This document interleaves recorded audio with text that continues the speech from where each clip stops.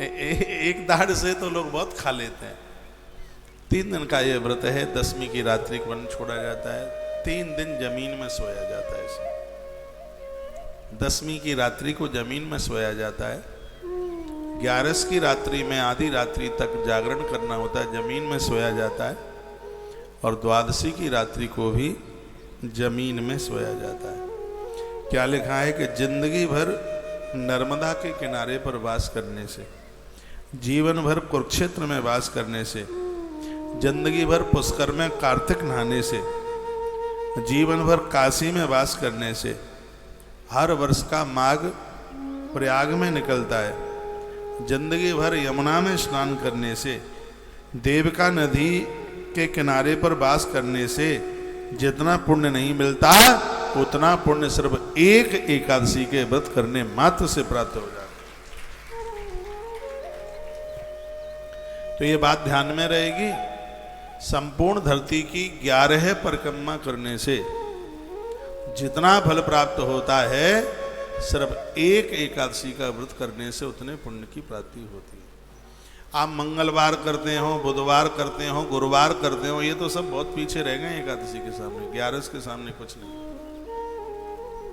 एकादशी में तो सब कुछ समाया हुआ है। जो लोग ये सोचते हैं कि मृत्यु के समय पर पांव में कांटा लगे इतना भी कष्ट ना हो, तो उन्हें आज ही ये संकल्प ले लेना चाहिए कि अगली बार आने वाली एकादशी से हम व्रत आरंभ करेंगे।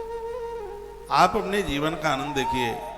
चाहे दुनिया भर की स्त्रियां इकट्ठी कर लें, बच्चे पैदा कर लें, धन इकट्ठा कर लें, लेकिन अंत में ग्रंथ का कहना यह है कि यात्रा तुमको अकेले ही करनी पड़ेगी। कोई संग जाएगा नहीं, सिर्फ अकेले और सिर्फ अकेले यात्रा। उस समय आप निर्भय होके जाएं, उत्सव के साथ उत्साह मनाते हुए जाएं। तो उसके लिए यदि आपका शरीर काम करता है तो आप एकादशी का व्रत अवश्य में कीजिए। इससे बड़ा कोई व्रत नहीं है। यह व्रतों का राजा है, ऐसा कहा गया। इसमें रात में जागरण करने से मनुष्य संपूर्ण पापों से मुक्त हो जाता है। आधी रात्रि तक 12 बजे तक जगिए। वैसे आप जगते ही 12 बजे तक। कीर्तन सुनिए। आजकल तो विज्ञान का जमाना है, मोबाइल में कीर्तन चालू कर ले, मोबाइल गाता रहेगा और आप सुनते रहेंगे।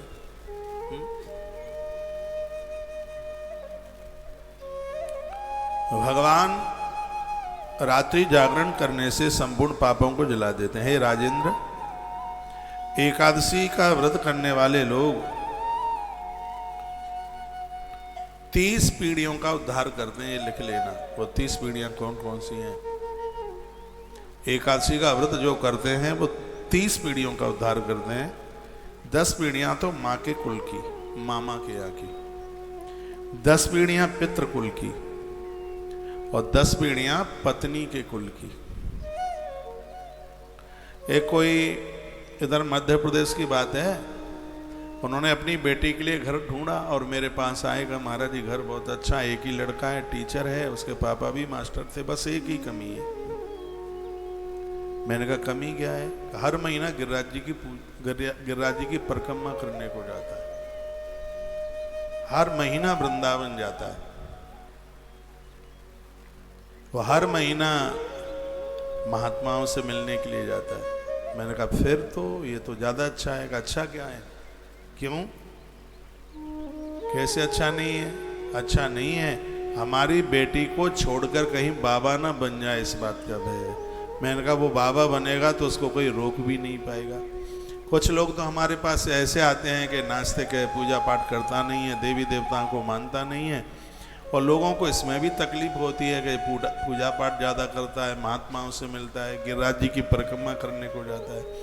मैं आपको कहना चाहूँगा, आपको ऐसा जामाता मिला है, आपको ऐसा दामाद मिला है जो धार्मिक है, आपकी कुल परंपरा की 10 पीढ़ियों का तारण कर देगा। ऐसा इस ग्रंथ में।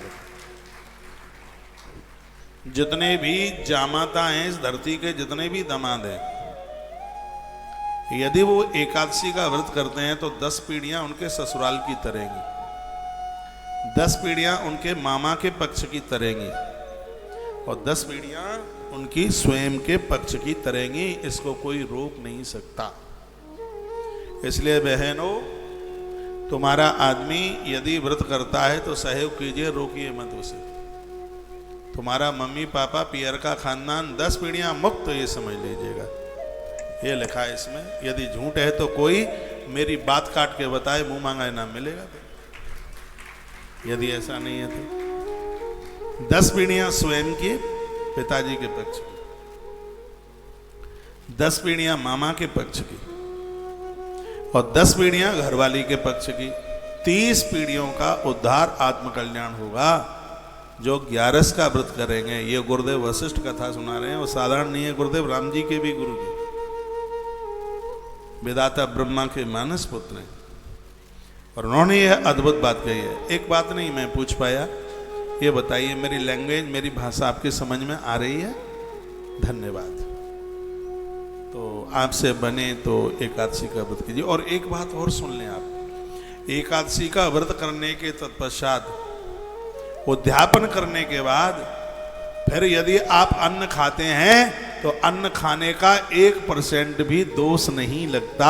ये सबसे बड़ी बात है। देखो, नहीं तो 11 को अन्न खाए तो ऐसा बता दें कि बिष्टा के बिलबिलाते कीड़ों को खा लिया, जो ग्रंथों में लिखा है। आपने एक बार एकादशी कर ली है, उसका उद्यापन कर दिया, और फिर आपने अन्न ग्रहण करना। एक कच्चा भोजन तो फिर भी मत करना। आपने पकी रसोई, आपने ये प्रसाद लिया है, तो वो अन्न खाने में 1% भी बिल्कुल दोष नहीं लगता, ऐसा हमारे ग्रंथ में।